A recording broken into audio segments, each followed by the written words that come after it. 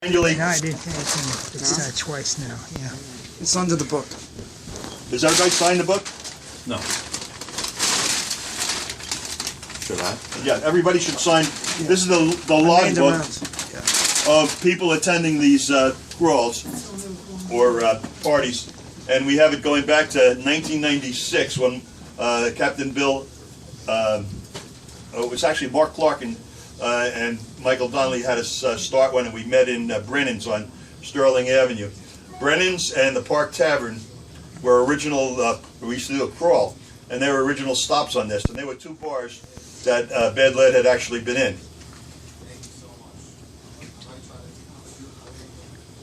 Now you get up the story. We annually give an award.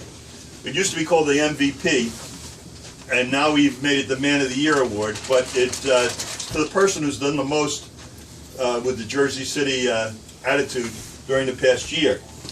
And this year, the award is going to be presented to Richard Kaner for his performance during the last 2013. Richard was his career was as a basketball scout and agent. He was a partner with the late Billy Madden in New York, and they sent many players to Europe to play in the leagues in Europe and elsewhere. Richard stayed in touch with these players, and a lot of times he sees them when he goes to the basketball Final Fours and games like that.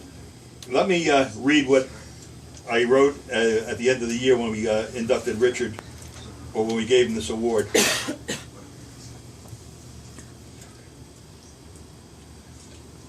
Our John White Man of the Year award goes to Richard Kaner for 2013. Rich was everywhere during the past year. He returned to the Final Four in Portsmouth.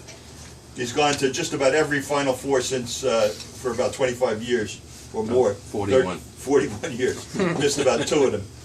And then he goes to Portsmouth games. He returned to the Portsmouth games last spring. And he contributed to the premier Hudson-based giant tailgate party that's featured on TV 2 years ago.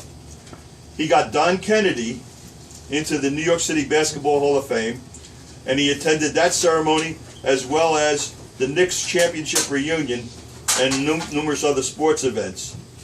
Rich keeps in touch with most of his former players who he placed in Europe as a sports agent, and he continues to bring European athletes for college programs at Eastern schools. And when this was written, he was working on a documentary and a book. And a book for about the Hudson County ball players who went on to other things in sports, or the ones who stayed in basketball. But people like Paul Tagliabue. When 2 weeks ago we interviewed Tommy Heinsohn, and it'll be part of this documentary. It should be out within this year or early next year. At this point, let me read what it says on the John White Award. The John, in recognition of remarkable performance, John D. White Man of the Year Award is hereby presented to Richard Kaner for 2013. This award acknowledges a significant contribution to the preparation, to the perpetuation of the loyalties, comradeship, and spirit of Jersey City during the previous year. Richard, congratulations. Thank you very much. Mike, where's my grandson? It's upside down. What's that? It's upside down. Well, that's the way he handed it. Well, I'll tell you. What's that? Mike, note that this is a genuine imitation gold-plated frame from the dollar store on West Side Avenue or where? Market Avenue. Thank you. Richard, you want to say anything? Well, just since I'm going to be talking later on Doc Doherty, I'll keep this. Just want to appreciate it, and happy to be here with this group. It's my second time here. We'll be speaking to you later in more detail about Doc Doherty. So, but don't you think you deserve the award? I think you deserve the award one of these years. So, let's I've gotten more twice in 50 years. Squeeze in, one more picture, please. Thank you. Sure. The camera gets to demand everything, right? I'll let you continue, and then I have an anecdote. I saw something. Bergen and Communicore that I got to tell you about later on the way over here. I saw a cafe. They opened up Cafe 1, and it says, these Middle Eastern people, and they have Tony? a sign underneath their sign that says, we Tony. delivery. Tony Cafiero. Tony, What? Only in Hudson County. one of the traditions here in Millers is my high school classmate who lives up the block, Tony Cafiero, reads the second part of the Bad Lead story to finish it off for you. And here to there. And if we have time later on, maybe I'll read you the baddest story ever told. I'm gonna get over here. There's more light here. Yeah, I need the light. Which with the light here this year, so I had a light.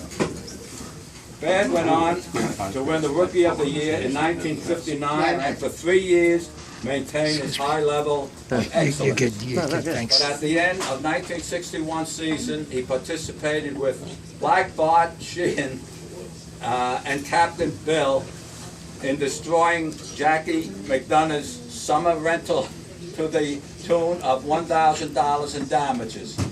Bad had taken his first job and got a loan for $400 to cover his third of the responsibility. He partied all weekend with the $67 left over and his paycheck. But on Sunday night in New York, he was with Bart Sheehan, and when they saw a secretary from the Bad's job walking her dog, tagged along the girl and choked the dog. After Bart performed his sick scene, Bad knew he could never show up at his office again, so he put a case of beer in his suitcase and hiked to Florida.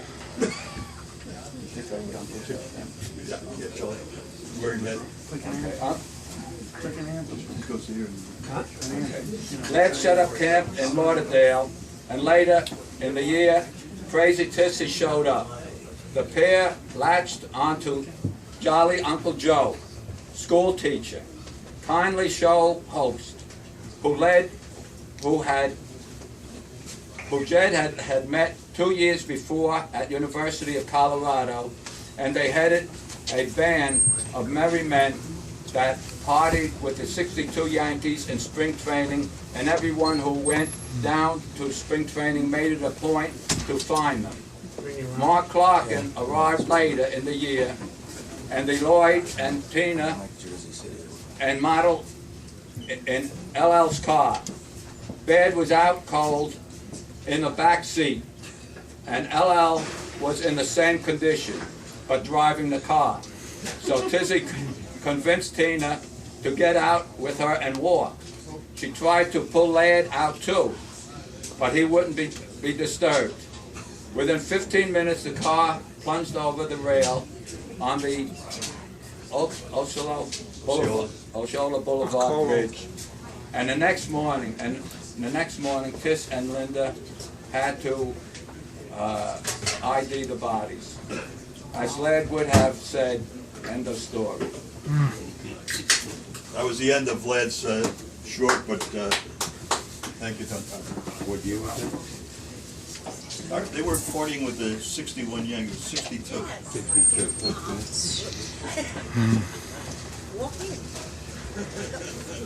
Here comes one of our Toastmasters now. Okay, fine. Okay. So anyway, we were supposed to have here tonight John Gomez, who wrote the book Legendary Locals of Jersey City. And he was going to do a reading. I don't know if he forgot or what, but it's an interesting book. And I thought I had it here with me. There's a book. Was that the book? Right here. It's right over here, John. Oh, there you go. Yeah, Sean has a copy. It's an interesting book.